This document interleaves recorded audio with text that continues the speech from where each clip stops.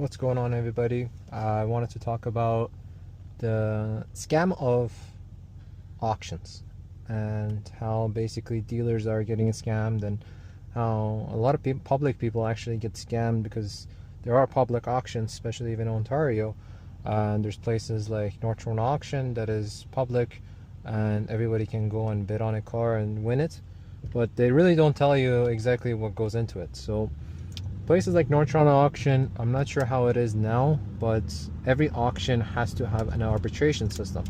So what arbitration is for example, the seller tells you guys, tell the auction the engine has issues or the transmission has issues, because us dealers, we cannot go to an auction and test drive the car. We can just see the photos and we just buy it. We just go off of the description, Carfax, and information that the auction gives us.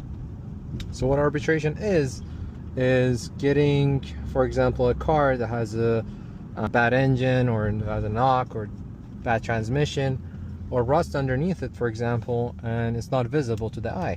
So you go through the arbitration system and give it back to the auction.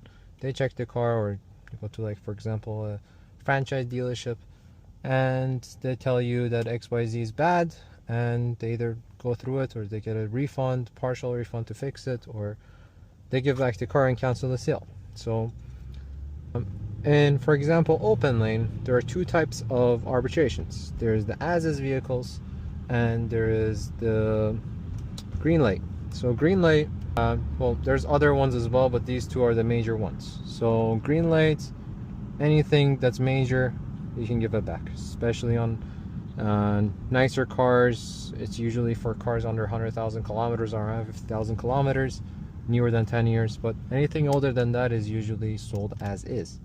Most of the cars that I buy are sold as is.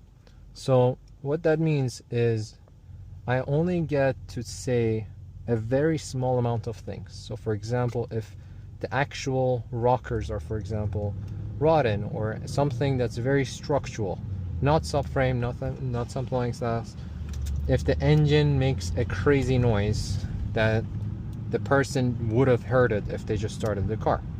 But if the car just goes forward and backwards, doesn't make a crazy noise, then they just say it is what it is. So I purchased many cars that basically worked for maybe 30 minutes and then the engine went, or that it barely goes into second gear, but it is what it is. So definitely the dealers that sold it knew it, but they just say it's as is, and have a good day.